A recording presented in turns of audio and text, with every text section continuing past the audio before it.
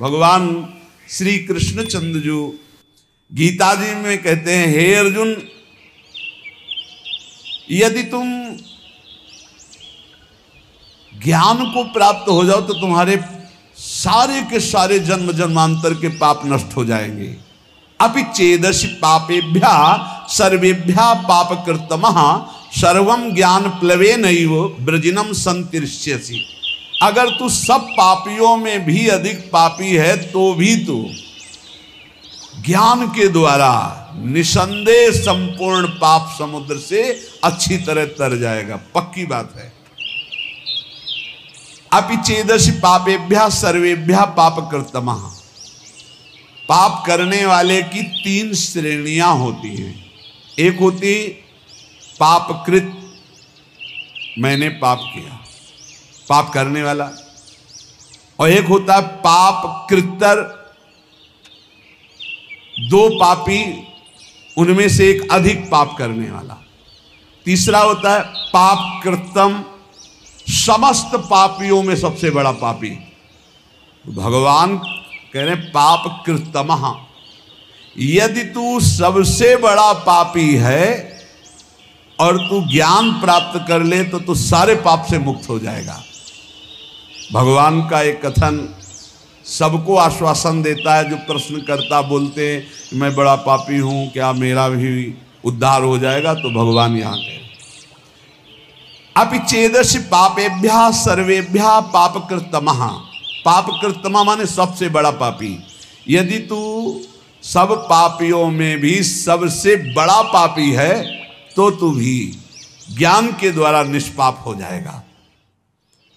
पापों का त्याग करने में और भी साधन बताए गए हैं, लेकिन पूर्ण रूप से सबसे ज्यादा पाप करने वाला भी पावन हो जाए वो ज्ञान है, चाहे जितना बड़ा पापी हो। वर्तमान का पाप, पुराना पाप, ये सब मिलकर भारी संकट पैदा करते, भारी दुख पैदा करते हैं। पुराने पाप बाधा रूप में आते हैं, वर्तमान का पाप जलन, डिप्रेशन, विक्षेप ये तत्काल देते हैं। पुराना पाप बाधा पहुंचाता है। आप सही ढंग से चल रहे हो भगवत मार्ग में और आया है एकदम टांग मारी के सब उलट पलट कर दिया। अब उस समय भगवान का दृढ़ भरोसा, नाम जप, तो फिर संभल सकता नहीं। ऐसी टांग मारता है बिल्कुल नष्ट ही कर देता है। पुराना पाप पूर्व जन्म का ऐसा आता है, संभल के रहना चाहिए। बड़े बड़े को देखा फिसलते हुए। वर्तमान का पाप विक्षेप पैदा करता है। जैसे आपसे कोई गलती हो गई तो अब भजन में विक्षेप पड़ेगा।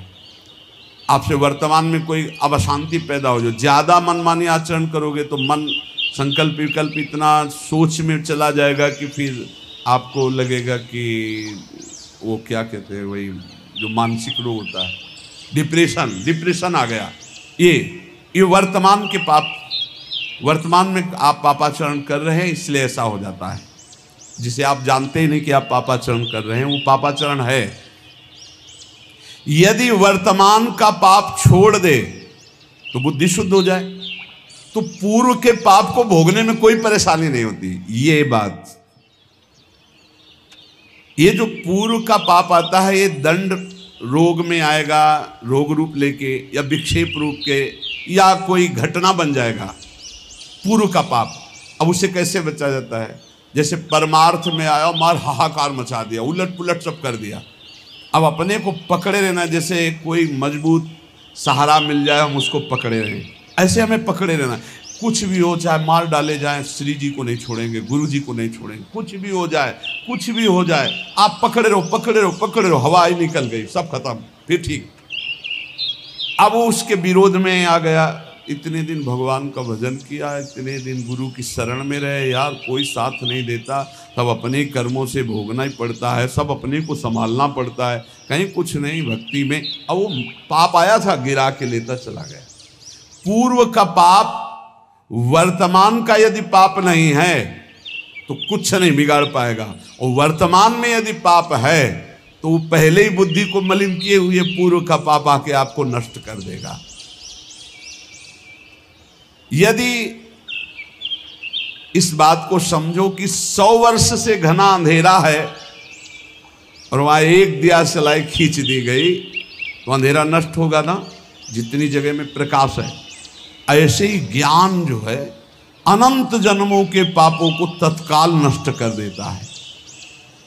चेत भगवान कह रहे ऐसा पापी जो सब पाप खूब किए हुए है, स्वयं परमात्मा में तो कभी लग नहीं सकता, पापी आदमी कभी नहीं लग सकता, परंतु लग ही नहीं सकता ऐसी बात नहीं है, स्वयं से नहीं लग सकता।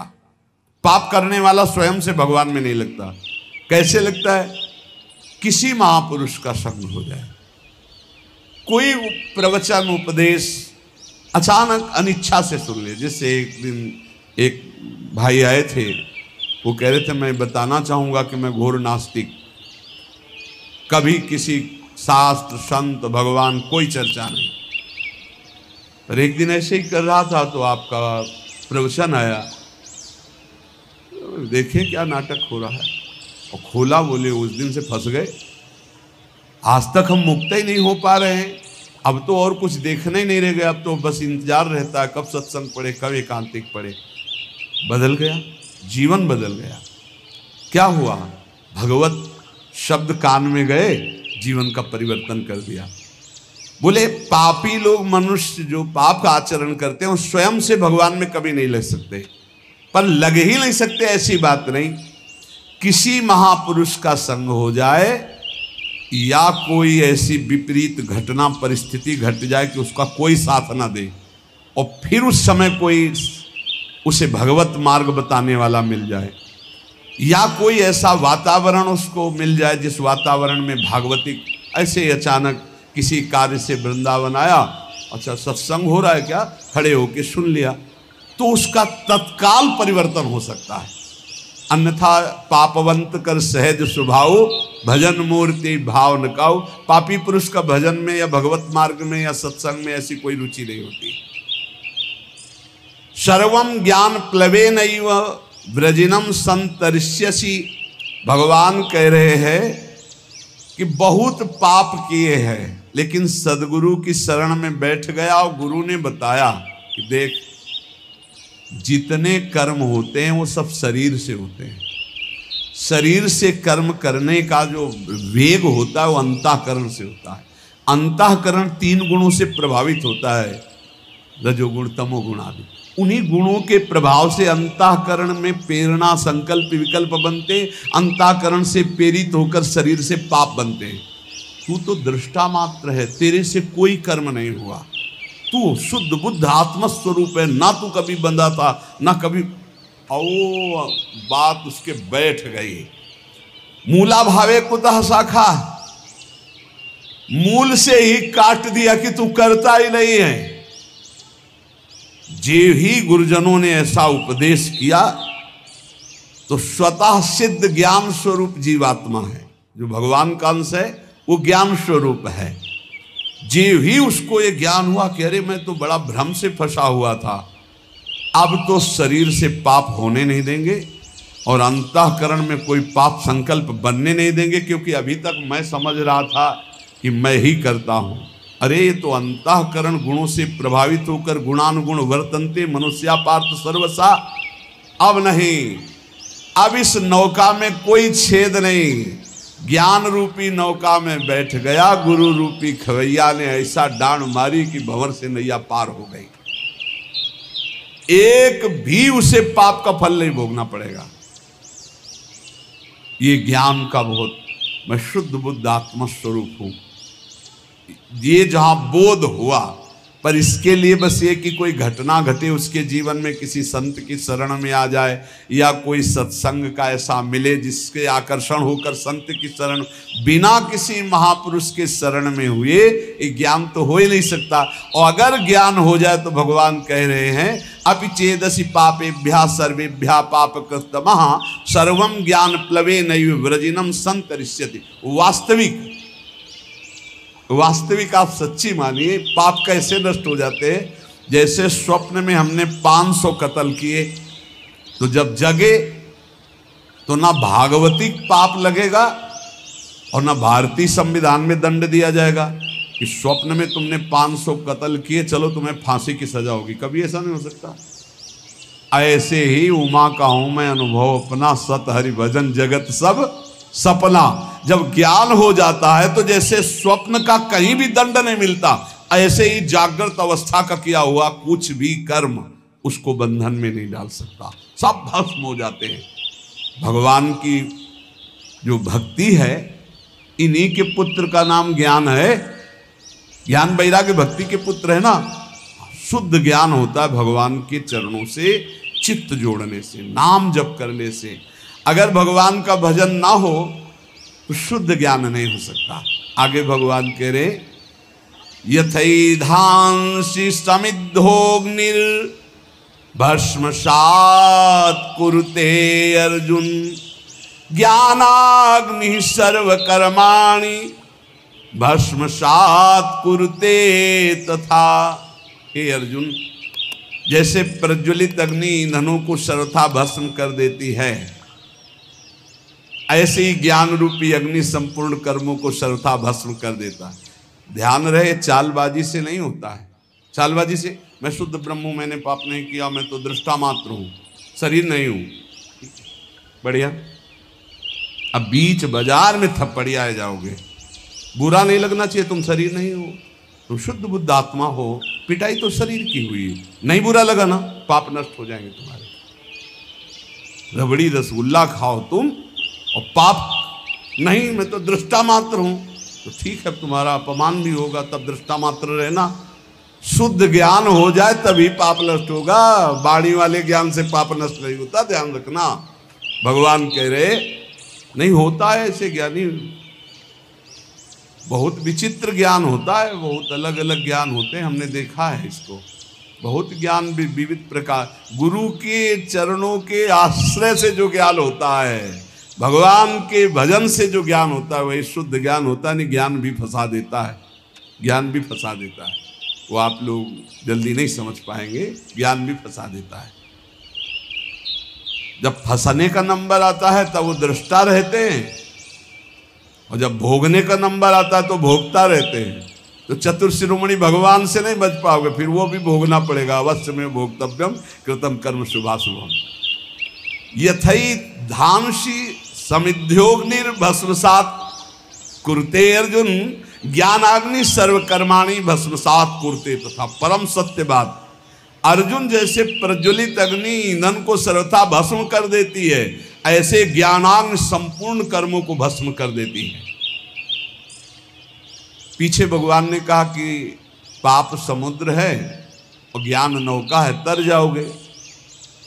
तो लगा कि शायद समझ ना पाए, तब भगवान ने कहा कि पाप ऐसा समझ लो कि तृण का पहाड़ है और ज्ञानाग्नि है, ज्ञान अग्नि है, एक क्षण में भस्म कर देगी। ज्ञानाग्नि सर्वकर्माणि भस्मसात् कुरुते तथा। जैसे ढेर सारा पहाड़ लगा हो, काष्ठ का, तृण का, रुई का, और एक दिया सलाई लगा, सब भस्म हो गया।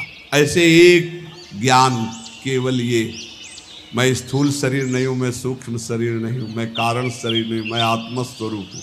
आ गया ज्ञान। बहुत कठिन है, इसी की यही गंगा किनारे का जीवन था। बहुत कठिन भाई।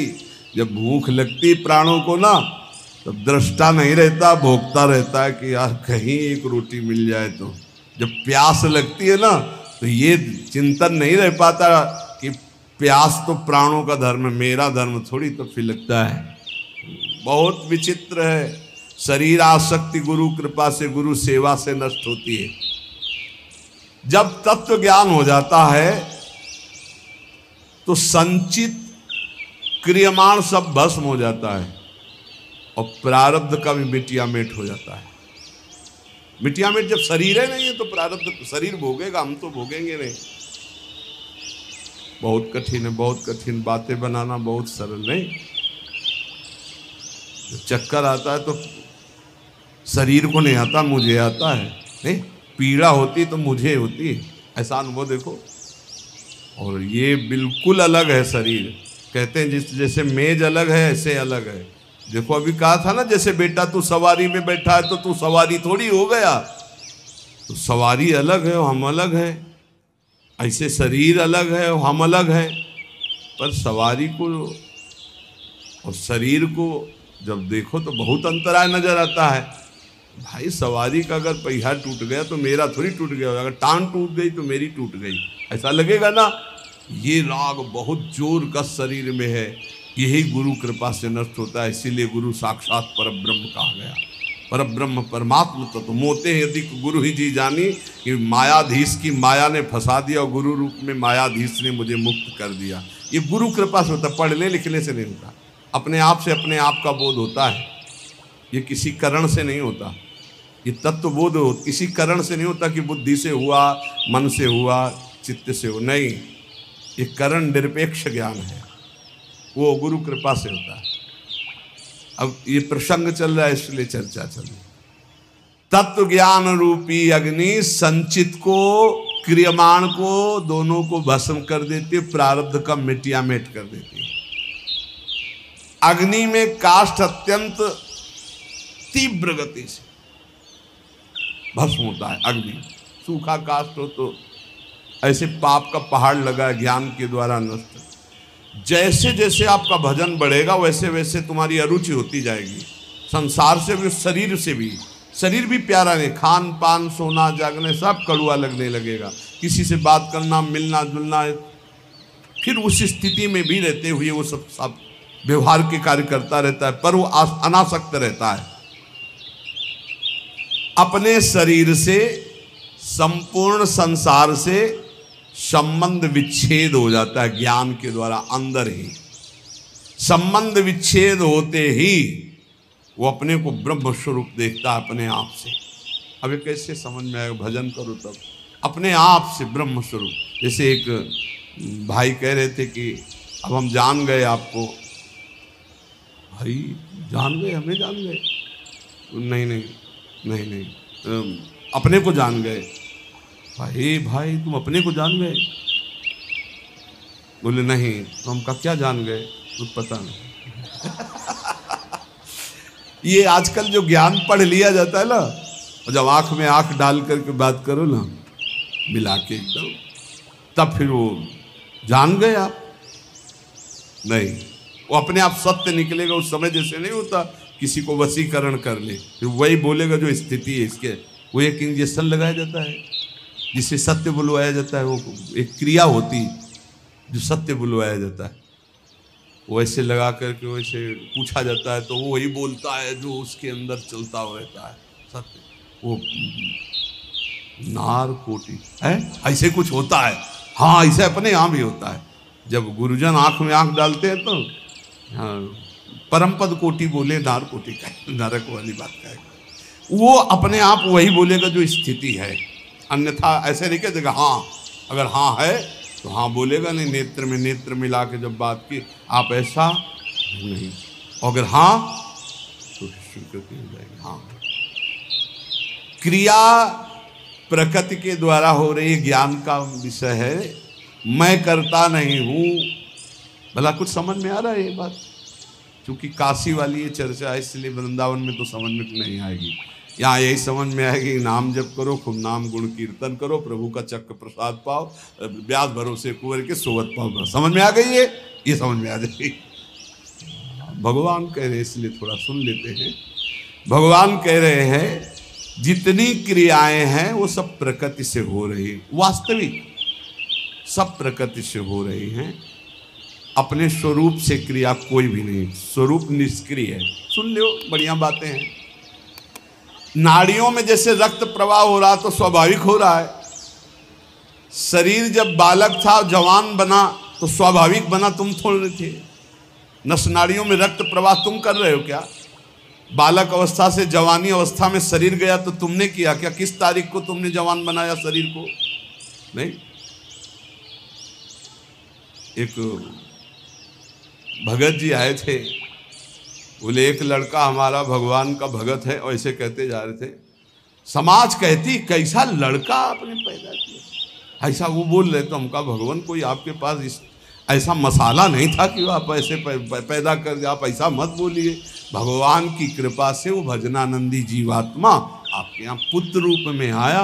आप इतना मैंने बोले, लोग कहते हैं कि आपने कैसा बालक पैदा किया है। हम कहा ऐसा हो तो 10-20 और पैदा करके दो। ये तो हम हाँ भारत के कोने कोने में महात्मा फैल जाएं, स्वाभाविक होता है। भैया भगवान कह रहे हैं अपनी जैसे नस नाड़ियों में रक्त संचार हो रहा, तुम करते हो क्या? कोई अपनी नस नाड़ियों में रक्त संचार कर रहा है क्या? स्वाभाविक हो रहा है। बाल्यावस्था से जवानी, जवानी से बुढ़ापा तुम करते हो क्या? नहीं, स्वाभाविक हो रहा है। श्वासों का आना जाना स्वाभाविक हो रहा है। भोजन पाते हो, अंदर जाकर स्वाभाविक पच रहा है। जैसे ये सब क्रियाओं में तुम करता नहीं हो, ऐसे बाहरी क्रियाओं में भी तुम करता नहीं। शुभ अशुभ दोनों भी तुम्हारे द्वारा नहीं हो रही। ये सतोगुण, रजोगुण, तमोगुण की 3 माया की वृत्तियों के द्वारा हो रही। अगर ये ज्ञान हो जाए तो अभी तुम मुक्त हो जाओ कर्ता भाव से, तुम्हें कोई दंड नहीं भोगना पड़ेगा। बोले आज से हम बोल देंगे कि प्रकृति करती है, मैं थोड़ी करता हूं, फंस जाओगे। ये अंदर की वृत्ति है। अच्छाई और बुराई ये तभी तक रहती है जब तक अज्ञान रहता है, और जहां ये ज्ञान हो जाता है तो ना अच्छाई रहती ना बुराई रहती, वो ब्रह्म स्वरूप रहता है। ये जो लौकिक गुण दोष हैं दोनों से परे हो जाता है, वो गुणातीत महापुरुष हो जाता है। अगर ज्ञान की बात को लगाया जाए ऐसे व्यर्थ की क्रियाओं में कि मैं करता नहीं हूं, तो पिटाई बहुत जोर की भगवान कराते हैं। खाना पीना, चलना बैठना, देखना बोलना, ये क्रियाएं सब हो रही माया के द्वारा, तुम करता नहीं हो। ये तुम भी माया शब्द है। पर माया के प्रभाव से अपने को सब करता मान लेते नहीं, सब करता मान। कितना बढ़िया हमने गाया, कितना बढ़िया हमने बनाया, कितना बढ़िया हमने ये सब हमने हमने हमने और जब कोई गलत कुछ हो जाता है तो बोले उसकी सत्ता के बिना पत्ता नहीं हिलता, तो ये गलत हुआ तो और भी पत्ते हिलेंगे, अभी पिटाई वाले पत्ते भी हिले। अच्छा किसने किया? मैंने। और बुरा किसने किया? बोले उसकी सत्ता के बिना पत्ता नहीं हिलती। तो उसकी सत्ता में नर्क भी है, रोग भी है और कानून विभाग भी है। ये ज्ञान को समझना, बहुत इस ज्ञान का दुरुपयोग कर रहे हैं। ज्ञान को समझना है। जैसे हम श्वास लेना, भोजन पचाना, रक्त संचार करना, शरीर का बालक से जवान होना कहीं हम नहीं हैं, ऐसे हम किसी कर्म में भी करता नहीं, सच्ची बात। पर माया के प्रभाव से हम अपने को कर्ता मान लिए गए। इसी कर्ता से कर्म बने, कर्म के कारण वो बंध गया, ना बंधना हुआ भी बंध गया। यद्यपि मृषा छूटति कठिनाई। यही तत्व ज्ञान गुरु के चरणों में होता है। जब गुरु के चरणों में बैठा जाता है, उनकी आज्ञा पालन की जाती, तो ये ज्ञान करवाए या न करवाए, सच्ची कहते हैं अगर आप साधन में लगोगे तो रोज आपको अनुभव होने लगेगा, मैं शरीर नहीं हूँ, नहीं मैं नहीं हूँ, मैं तो शुद्ध बुद्ध भगवान का अंश हूँ। पहले ये आएगा, धीरे धीरे धीरे फिर वो परमात्मा स्वरूप का बोध होता है। तत्व ज्ञान जब जागृत होता है तो अनेक जन्मों के संचित कर्मों को भस्म कर देता है, क्योंकि सभी संचित कर्म अज्ञान के द्वारा माने गए थे। और जहां ज्ञान हुआ तो अज्ञान जो कर्मों का आश्रय था, आधार रूप था, वो अज्ञान, अहंकार, अविद्या सब भस्म हो गई। ये बहुत आनंद है। वैराग्य में जो आनंद है वो कोई त्रिभुवन पति होने पर भी नहीं जान सकता। और जो वैराग्य के बाद ज्ञान में आनंद है उसका क्या कहना, और जो बोध में आनंद है फिर उसका क्या कहना, और फिर जो प्रेम में आनंद है वो तो पूछो ही मत। ये भोगी पुरुष जान ही नहीं सकते कि त्याग में क्या, वैराग्य में क्या आनंद है। फिर ज्ञान में, फिर बोध में है रोज नवीन उन्माद सुख का होता है, नवीन उन्माद। क्रियमाण कर्म सब अकर्म हो जाते हैं, अनंत जन्मों के संचित भस्म हो जाते हैं, और प्रारब्ध जो अनुकूल प्रतिकूल घटना लेकर के आता है वो शरीर तक रहता है, स्वरूप तक नहीं। तीनों बेकार हो गए। क्रियमाण, प्रारब्ध, संचित तीनों नष्ट हो जाते हैं ये ज्ञान होने पर कि मैं आत्मस्वरूप हूँ, मैं स्थूल सूक्ष्म कारण शरीर नहीं हूँ। अब इसका हम सरल भाव में वर्णन करते हैं। हे प्रभु, मेरे इस स्थूल शरीर से जो क्रियाएं वो सब समर्पित, सूक्ष्म शरीर में जो संकल्प हो नाथ आपको समर्पित, मेरे स्वभाव से जो भी कर्म बन जाए वो आपको समर्पित। मैं आपका, मेरे तीनों शरीर आपके, मेरे सब कर्म आपके, और राधा राधा राधा राधा राधा। ये गीता जी के भक्ति परक शुद्ध ज्ञान हो जाएगा, शुद्ध भगवत प्राप्ति हो जाएगी, कोई विक्षेप नहीं। ये समझने के लिए तो दूसरा मार्ग है, लेकिन सरल ढंग से मेरे तीनों शरीरों से जो भी बन रहा है वो सब आपको समर्पित। हे नाथ, आपके सिवा मेरा कोई नहीं। राधा राधा राधा, ये बहुत बढ़िया ज्ञान है। इसी ज्ञान से भगवत प्राप्ति हो जाएगी, इसी से ब्रह्मबोध हो जाएगा। ज़्यादा परेशान होने की जरूरत नहीं। जब भगवान की शरण में हो जाते हैं तो हम सर्व पापेभ्यो मोक्षयिष्यामि मा शुचा। राधा राधा खूब नाम जप करो, जो भी कर्म है पवित्र कर भाव से करो, दूसरों को सुख पहुंचाओ और प्रभु को अर्पित कर दो। ये सब कर्म भजन बन जाएंगे। जितने सांसारिक कर्म भी हैं ये भी भजन बन जाएंगे जब भगवान को अर्पित कर दोगे। श्री राधा वल्लभ लाल की।